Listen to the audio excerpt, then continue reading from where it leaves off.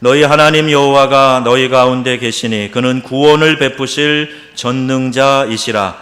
그가 너로 말미암아 기쁨을 이기지 못하시며 너를 잠잠히 사랑하시며 너로 말미암아 즐거이 부르며 기뻐하시리라 하리라. 아멘.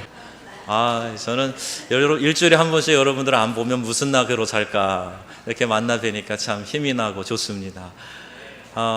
우리 오늘 두 번째 바캉스에 대한 말씀 생각하면서 사랑의 에너지 충전하기, 이 제목으로 말씀을 드리려고 합니다. 제목이 뭐라고요? 사랑의 에너지 충전하기입니다. 우리가 사용하는 언어 가운데 가장 아름다운 것을 묘사하는 단어가 있다면 그것은 사랑일 것입니다. 주고 또 줘도 아깝지 않은 것이 사랑이고, 방금 보고 헤어졌는데 또 보고 싶은 것, 그게 사랑이고, 아무리 그를 위해 수고해도 전혀 피곤하지 않은 것, 그게 사랑입니다. 제가 평소 존경하던 우리 홍정길 목사님, 우리 남서울교회 목회하시고 남서울 은혜교회 은퇴하신 분이신데 코스타를 만드셨어요. 그래서 저희가 유럽 코스타 섬길 때 매년 오셔서 우리 함께 만나 교제하던 분입니다. 그런데 이분이 이제 자녀가 결혼해서 아이를 낳았어요. 그러니까 손주가 생기신 다음부터는 화제의 많은 시간을 그 손주 이야기를 하시는 거예요. 손주 자랑 이제 돈 내놓고 해야 된다 하는데 손주를 좋아하고 예쁘다 하는 이야기를 자주 하시면서 어느 날 그러시더라고요. 내가 이 손주를 위해서 내 목숨까지도 내놓을 수 있을 것 같다. 그런 사랑의 마음이 들더라 하는 고백을 하셨어요. 손주가 있는 분들은 격히 공감하시는 그런 이야기라고 생각이 됩니다. 어느 해인가 코스타를 마치고 헤어지기 전에 우리 함께 쭉 돌아가면서 인사하는 시간이 있는데 제가 그 어른을 꼭 안아드렸어요. 서로 배가 나와갖고 배끼리 먼저 맞닿아서 좀 민망하기는 했는데 한국교회에 좋은 영향력을 흘려보내신 분, 그 어른의 노고와 하나님에 대한 사랑, 이것이 제 가슴 속으로 스며드는 것 같아서 순간 찡한 감동을 느꼈습니다. 제가 사랑하고 존경하는 마음을 표현했는데 제가 너무 감격이 되고 좋았던 거예요. 또 강남 서초교회에서 목회하시는 우리 선배 목사님이 제게 보낸 편지가 있어요. 제가 일부를 소개하겠습니다. 사랑하는 권형준 목사님, 지난 파리에서 6박 7일간 보여준 호의와 우정은 특별한 기억으로 가슴에 남아 있습니다. 훌륭한 인재를 만났다는 큰 기쁨도 있습니다. 지금까지 너무 잘 준비하셨고 또 사역의 열매도 있고 벌써 목회에 성과가 있는 것을 보고 큰 기쁨이 있습니다. 제가 읽으려니까 참 민망한데요. 지금까지 하신 대로 적게 천천히 꾸준히 즐기면서 하면 대승하리라 여겨집니다. 기도하겠습니다. 이런 이메일을 받았습니다. 후배를 격려하며 보낸 이런 사랑의 편지를 읽을 때 제 마음이 어떻겠습니까? 좋지요. 행복하지요. 이렇게 훌륭한 목사님이 칭찬해 주고 격려해 주시니 참 마음에 기쁨이 있고 감사했습니다. 독일, 프랑스, 영국에 있는 우리 성결교회는 유럽 지칼 지방에 소속이 되어 있습니다. 해마다 2번 모입니다. 한 번은 지방회, 한 번은 수련회 모이는데 특히 수련회 할 때 여름에 교역자 가족이 같이 모입니다. 유럽의 한 장소로 좋은 곳을 정해서 강사를 모시고 수련회를 하는데 아이들끼리 이렇게 해마다 정기적으로 만나다 보니까 친해진 거예요. 다음 해가 언제 돌아오나, 다음 장소는 어디일까, 그걸 한 해를 기다리면서 만나면 서로 기뻐하고 재미있게 놀고 헤어지고 이런 끈끈한 유대관계가 생기는 것을 경험했습니다. 그 수련회 폐회 예배 때 당시 지방회장을 하셨던 영국의 목사님이 이런 말씀을 하셨어요. 자신이 받았던 은혜를 이야기하면서 마치 잃었던 동생을 찾은 것과 같이 좋았다, 이렇게 표현하시더라고요. 그분도 우리 한참 선배 어른이시고 또 제 위에는 몇 분 안 계시고 저보다 이제 나이가 어린 후배 목사님들이 주로 모였습니다. 저도 그런 마음이 들었거든요. 동생 만나는 것 같고 가족 같고 함께 교제하는 그런 기쁨이 있었습니다. 이제 저도 50 초반이 되어서 평소 공언하던 대로 이제 멘토링을 해줄 목회자 후배를 찾고 있습니다. 목회는 임상에서 배우는 것이기 때문에 30대, 40대 후배 목사님들을 세워주고 가르쳐주고 격려해주고 멘토링 해주는 일이 꼭 필요하다. 제가 그렇게 생각했었거든요. 제가 30, 40대 50대 목사님들 뭐 하십니까? 목회 현장에 알아야 될 것이 이렇게 많고 훈련받아야 될 게 많은데 좀 친절히 지도 좀 해주시지요. 저는 50대면 꼭 할 겁니다. 그랬어요. 근데 그것도 누가 사실 지도받으려는 마음이 있고 배우자고 하는 사람이 있어야 가능한 건데 모르겠습니다. 누가 그렇게 할지는. 그러나 제 마음은 그래요. 함께 하고 싶다. 사랑을 쏟아붓고 세워주고 싶다. 이런 마음이 듭니다. 사랑하는 관계가 맺어져 있으면 행복합니다. 그리고 그 사랑을 소유하고 있는 동안에는 인생이 아름답습니다. 여러분, 프랑스 말 한마디 제가 가르쳐 드릴게요. 인생 아름답다라는 이 말을 프랑스 사람들이 자주 사용합니다. 그리고 아름다운 인생으로 살려고 여유도 가져보고 바캉스도 즐기고 그렇게 막 일에 매여 살지 않고 복잡하게 살지 않으려고 하는 게 그들의 철학이에요. 프랑스 말 한마디 한번 따라해 보세요. La vie est belle. 대단하십니다. 발음이 굉장히 좋으세요. 한 번만 더. La vie est belle. 예, 인생은 아름답다라는 프랑스 말입니다. 이 말을 많이 사용합니다. 은혜 받은 사람은 하나님이 나를 사랑하신다 하는 것이 느껴지는 순간에 세상 모든 근심이 사라지고 기쁨과 감격이 내 안에서 막 솟아나는 것을 경험하게 됩니다. 이게 은혜 받았다는 증거예요. 하나님이 나를 사랑하셔. 이 마음이 확 밀려드니까 다른 수심이 다 없어지는 거예요. 내가 하나님의 사랑을 받는 사람이야. 이 마음 때문에 우주의 중심에 서 있는 것 같은 그런 느낌이 듭니다. 그리고 그동안 일상적으로 보던 나무와 꽃과 이 거리의 풍경, 또 강과 하늘이 모두 나를 주목하고 있는 것 같고 나를 바라보고 미소 짓는 것 같아요. 나뭇가지가 흔들리는 게 꼭 나한테 손짓하는 것 같아요. 내가 우주의 중심에 있는 것 같다라는 마음 드는 이유는 하나님의 사랑을 받는 사람이야. 이런 마음이 내게 있을 때 가능하다는 겁니다. 여러분 이런 사랑을 해보셨습니까? 마치 이 땅이 작은 천국같이 느껴지는 것, 내가 천국을 소유하고 있는 것 같은 그런 코끝 찡하고 가슴 뭉클한 그런 사랑을 여러분 경험해 보셨습니까? 비단 남녀 간의 사랑뿐만이 아니라 가족 간의, 친지 간의, 이웃 간의, 또 우리 교회 공동체 안에서 이런 코끝 찡한 사랑을 여러분 경험하고 있으십니까? 송창식 씨가 작사 작곡하고 가수 이세환이 부른 노래 가운데 사랑하는 마음보다 더 좋은 건 없을걸, 사랑받는 그 순간보다 흐뭇한 건 없을걸, 이 노래 아십니까? 예, 이 노래가 있어요. 근데 제가 노래 가사를 보니까 참 좋아요. 그리고 그 뒷부분에 가니까 1000만 번 더 들어도 기분 좋은 말 사랑해, 혼자선 알 수 없는 야릇한 기쁨. 이게 마치 복음성과 같이 그렇게 들려졌습니다. 저도 잠시 교회를 비우면 교인들이 더 많이 생각납니다. 목회를 하면서 여러 가지 일들을 경험하지만 그래도 목사로서 성도를 사랑하고 또 성도들에게 사랑받는 그 기쁨이 그 모든 수고를 다 상쇄할 만큼 큰 것이라고 여겨집니다.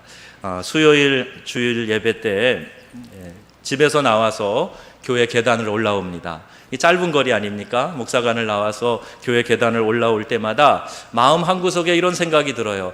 나를 기다리고 또 내가 사랑할 대상이 있다라는 그 사실이 참 행복하게 느껴집니다. 수요 예배 안내 자리에 서서 저를 만나면 인사하신 우리 장로님, 세계적으로 은혜가 충만한 우리 목사님 환영합니다. 그렇게 인사를 하세요. 그런데 그 말이 참 문장이 잘 안 됩니다. 원래 세계적으로 그러면 유명한이 나와야 되는데 제가 세계적으로 유명하진 않잖아요. 그러니까 세계적으로 은혜가 충만한, 이런 검증할 수 없는 이상한 인사말로 축복을 하시는데 제가 그 이야기를 들으면 마음이 좋아요. 그리고 이렇게 격려해 주셔서 참 감사합니다 하는 그런 마음이 우러납니다. 그래도 여러분 저를 너무 무시하지 마세요. 구글 검색해 보시면 권영준 목사, 권영준 선교사 이렇게 치면 많은 자료가 나옵니다. 제가 썼던 글도 있고 신문 기사도 나오고 사진도 나옵니다. 사람은 다 불완전한 면이 있어요. 또 실수와 허물이 있습니다. 이렇게 부족한 사람들이 만나서 불완전한 모습으로 살아가는 것, 이것이 인생입니다. 그렇지만 하나님이 우리에게 주신 성품 가운데 이 사랑이 회복되어지게 될 때 우리가 어떤 형편에 있든지 우리는 이 인생을 행복한 인생으로 살아가게 될 줄로 믿습니다.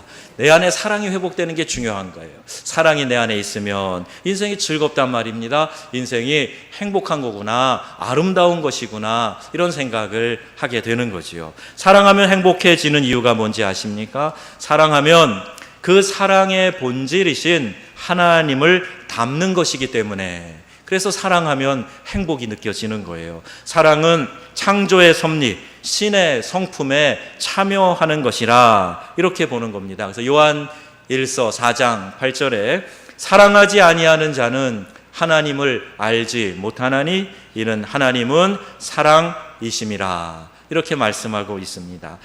즉 하나님이 사랑의 원조라는 그런 말이에요. 곤지암에 가면은요, 이 소머리 국밥집이 많이 있는데 다 간판에다가 원조 소머리 국밥집 이렇게 써 있습니다. 제일 먼저 시작한 곳이 원조인데 그러면 한 곳일 텐데 다 원조라고 붙이는 이유를 생각해 봤어요. 자기가 이 식당이 뭔가 다르다는 이야기이겠지요. 원조라 그러면 찾아가는 사람들도 뭔가 더 좋은 맛이 있을 거야, 깊은 맛이 있을 거야, 노하우가 다르고 전통이 다르고 뭔가 깊은 맛을 내는 특별한 비결이 있을 거야, 이렇게 생각하는 그 무엇이 있는 것 같습니다. 우리 교회도 55년 된 교회입니다. 이 상동 지역 주변이 다 논밭일 때 우리 교회가 여기에 세워졌어요. 저희 명성교회가 이 상동의 원조 교회입니다. 그래서 뭔가 다르잖아요. 깊죠. 뿌리가 깊고 전통이 깊고 사랑이 깊고 기도가 깊은 곳이라고 믿습니다. 아멘. 아멘. 이런 이야기 할 때 어떤 사람 상처가 깊지 이렇게 이야기 생각하는 분이 계시면 회개하셔야 돼요. 우리는 좋은 전통이 있어서 이 상동 지역에서 하나님이 은혜로 심어주셨고 우리 교회를 통해서 귀한 일들을 일으켜 주실 줄로 믿습니다. 우리 원조 교회예요. 이 하나님의 사랑이 나를 어떻게 바라보시는가 하는 것을 오늘 성경 본문이 기록하고 있습니다. 너의 하나님 여호와가 너희 가운데 계시니 그는 구원을 베푸실 전능자시라. 그가 너로 인하여 기쁨을 이기지 못하여 하시며 너를 잠잠히 사랑하시며 너로 인하여 즐거이 부르며 기뻐하시리라 하리라. 이렇게 기록하고 있어요.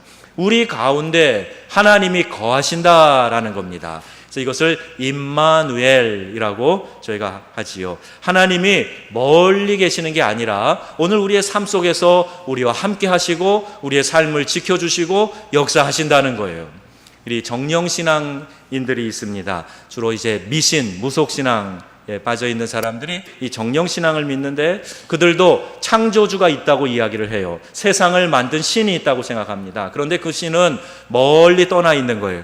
그리고 자기들의 인생사는 다스리는 영들이 있다고 믿어요. 그래서 그 영들이 해코지하거나 심술 부리지 않도록, 그리고 달래는 거, 이게 다 미신, 무속신앙입니다. 그래서 손 없는 날 찾아야 이사 갈 수 있고 또 이 도깨비가 심술 부려서 소뚜껑을 가마솥 안에 집어넣지 못하도록 달래야 되고 먹을 거 줘야 되고, 이게 다 미신이에요.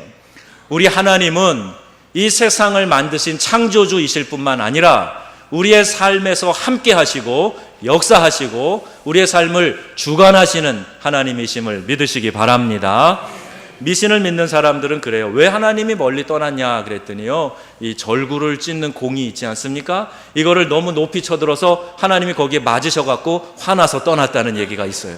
또 이 냇가에다가 더러운 물을, 빨래를 하는데 더러운 물을 흘려보내서 하나님이 떠났다, 뭐 이렇게 이야기하는 부족들도 있습니다. 다 만들어 놓고 관여하지 않고 떠났다는 그런 신앙인데 성경은 그렇게 말씀하고 있지 않습니다.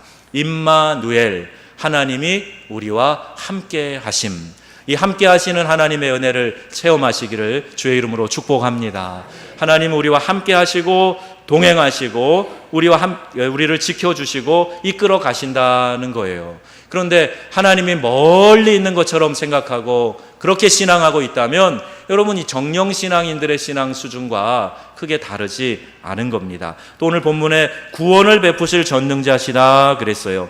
하나님은 우리의 삶 속에 구원을 베푸시는 하나님이세요. 우리의 인생의 핸들을 하나님께 맡겨드리면 하나님께서 나 대신 내 삶을 이끌어 가시는 분이시다. 우리를 다스리시는 하나님이시다 하는 겁니다. 또 이 하나님은요, 우리를 바라보시면서 기쁨을 이기지 못하신다 그랬어요. 잠잠히 우리를 사랑하신다 말씀하십니다. 바라보기만 해도 예쁜 존재라는 그런 뜻이지요. 여러분 옆 사람에게 바라보시면서 이렇게 한번 말씀해 보세요. 당신은 바라보기만 해도 예쁜 존재이십니다. 당신은 바라보기만 해도 멋지고 훌륭하십니다. 하나님이 여러분을 인하여 기쁨을 이기지 못하실 겁니다. 오늘 본문이 그렇게 말씀하고 있거든요. 서울여대에서 가르치시는 장경철 교수님이 한때 대학가에 이런 농담이 유행했다고 책에 쓰고 있어요. 잘생긴 남학생과 못생긴 여학생이 지나가면 사람들이 수군댄다고 합니다. 여자네 아버지가 재벌인가 봐. 이렇게 뒤에서 수군거린다는 거예요. 예쁜 여학생과 못생긴 남학생이 걸어갈 때에는 뭐라 그러냐 하면 제 고시 패스했나 봐. 그렇게 얘기한답니다. 못생긴 여학생과 못생긴 남학생이 걸어갈 때 사람들이 뒤에서 쟤네들은 진짜로 사랑하나 봐. 그렇게 이야기를 한대요. 이 이야기의 핵심은 누군가를 사랑하는데 이유가 있다는 겁니다. 대개 사람들의 사랑은요, 나를 향한 것이기보다는 나의 조건과 환경에 대한 것일 때가 많아요. 이것이 비애지요. 이런 사회에 우리가 살기 때문에 사실 속쓰린 이런 농담을 만들어낸 것이라 생각이 듭니다. 내가 그 사람에게 사랑받는 것은 내가 그 사람에게 무엇인가 혜택을 주었기 때문이다 라는 것이지요. 그러나 우리 하나님의 사랑은 그렇지 않습니다. 우리가 하나님을 알지도 못할 때, 여전히 죄인 가운데 있을 때, 그때에 하나님께서 우리를 사랑하셔서 하나뿐인 아들 예수 그리스도를 이 땅에 보내심으로 하나님께서 우리에 대한 자기의 사랑을 확증하셨느니라. 성경은 이렇게 말씀하고 있습니다. 내가 깨닫지 못해도 내 모습 요 모양 요 꼴이라고 생각하고 있어도 그건 여러분의 생각이지요. 하나님은 여러분을 그렇게 보시지 않습니다. 너무나 사랑스러운 존재로 보시는 거예요. 바라보기에도 아까울 정도로 다를까 오기야 금이야 그렇게 사랑하는 마음으로 여러분을 바라보고 계시다 하는 겁니다. 그 사랑의 하나님의 시선이 여러분 가운데 느껴지고 그 사랑에 감격하는 저와 여러분, 우리 명성의 가족들 되시기를 주의 이름으로 축복합니다. 그 하나님이 우리에게 하시는 말씀이 있어요. 어디에 기록되어 있냐? 이 성경에 기록되어 있습니다. 우리 지난주에 바캉스 기간에 말씀으로 나를 세우자 이렇게 말씀을 드렸는데, 이 성경에 하나님이 나를 사랑한다는 이야기가 가득 기록되어져 있습니다. 날 사랑하심, 날 사랑하심, 성경에 써 있네. 우리 그런 찬송가도 있지 않습니까? 하나님이 나를 사랑한다는 얘기가 이 성경 말씀이에요. 그 하나님을 우리가 쫓아가고 하나님이 예비해 놓으신 축복의 길을 걸어가라고 우리에게 주신 보물 지도가 바로 이 성경 말씀입니다. 이 성경이 또한 우리가 힘써 지켜야 할 계명들이 있는데, 그 계명은 이 땅에서 복된 삶을 찾아갈 수 있도록 우리에게 주어 주신 하나님의 지도라는 거예요. 누가복음 10장 27절에 하나님이 주신 이 계명들을 다 요약해서 단 두 마디로 설명하고 있습니다. 내 마음을 다하며 목숨을 다하며 힘을 다하며 뜻을 다하여 주 너의 하나님을 사랑하고 또한 내 이웃을 내 몸과 같이 사랑하라. 이 말씀입니다. 이것은 예수님이 어느 율법사에게 물었다가 들으신 대답입니다. 율법사가 예수님에게 조용히 찾아와서 선생님 어떻게 해야 영생을 얻을 수 있습니까? 바라보니까 율법에 정통한 사람이거든요. 오늘날로 말하면 신학 박사예요. 율법에는 뭐라고 기록됐느냐 물으셨습니다. 이 율법학자가 자기가 알고 있는 지식을 총동원해서 칭찬 들으려고 두 마디로 요약한 겁니다. 하나님을 사랑하는 것과 이웃을 내 몸처럼 사랑하는 겁니다. 이렇게 설명을 했어요. 그랬더니 주님께서 맞다 긍정해 주시고 가서 너도 이와 같이 해라 이렇게 명하셨던 것입니다. 하나님이 가장 기뻐하시는 일은 그분을 예배함으로 하나님께 대한 우리의 사랑을 표현하는 거예요. 하나님 사랑합니다, 사랑합니다. 우리가 말로만 하는 것이 아니라 그 하나님의 사랑을 예배 자리에 나와서 그분의 이름을 우리의 입술로 찬양하고 그분이 우리에게 주시는 말씀을 귀담아 듣고 우리가 하나님과 기도로 대화하는 것, 이 예배를 하나님이 가장 기뻐하시고 우리가 하나님 사랑하는 마음을 표현하는 것, 이게 예배라는 겁니다. 그리고 이 예배로만 그치는 것이 아니라 그 하나님 사랑하는 마음을 가지고 이웃을 사랑해라 하는 거예요. 하나님이 주신 사랑과 축복을 이웃에게 흘려보내라고 말씀하고 있습니다. 흘려보내는 일은, 이 플로잉 하는 이 일은 즐거움이 있어요. 내가 사해가 되지 않으려면 계속 흘려보내야 합니다. 흐르지 않는 샘은 금방 말라버리게 됩니다. 그러나 계속 흘려보내면 점점 더 풍성한 공급과 나눔을 가지게 되는 것입니다.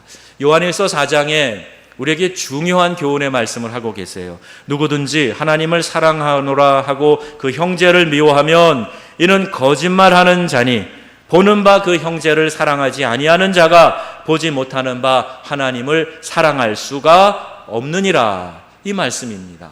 우리가 하나님 사랑해요 라고 고백하면 그 사랑을 하나님이 검증하기를 원하신다는 거예요. 어떻게 검증하시느냐? 보이는 내 옆에 있는 이웃을 사랑하는가 그렇지 않은가를 보고 과연 네가 나를 사랑하는지 내 계명을 지키는지 내가 검증해 보겠다라는 겁니다. 왜요? 어떻게 보이는 내 형제를 사랑하지 않으면서 하나님이 그도 사랑하는데 그를 사랑하지 않으면서 어떻게 보이지 않는 하나님을 사랑한다고 말할 수 있냐? 이게 하나님의 평가 기준이라는 말입니다. 여러분, 하나님 사랑하십니까? 하나님 더 뜨겁게 사랑하시기를 원하십니까? 그러면 내 옆에 있는 하나님이 사랑하는 또 다른 내 이웃, 그들을 뜨겁게 사랑하시기를 주의 이름으로 축복합니다. 구체적인 이웃 사랑이 곧 하나님 사랑이다, 이렇게 풀이해서 적용할 수 있습니다. 교회 안에서 풍성한 나눔이 있어야 돼요. 하나님의 손과 발이 되어서 사랑의 나눔을 하게 될 때 그 기쁨은 이루 말할 수가 없습니다. 그리고 그렇게 흘려보낸 것 이상으로 하나님께서 축복하시는 영적인 법칙도 우리가 발견하게 됩니다. 우리 주변에 믿지 않는 이웃과 친구들에게도 흘려보내야 합니다. 사랑을 흘려보내야 합니다. 어려운 처지에 있는 사람들을 도울 수 있어야 됩니다. 물질을 흘려보내야 됩니다. 마태복음 6장에 말씀하지요. 내 보물이 있는 그곳에 내 마음도 있느니라. 진리의 말씀이에요. 사람은 내가 어디에 돈을 쓰는가가 그 사람이 어떤 사람인가를 설명해 주고 있다는 겁니다.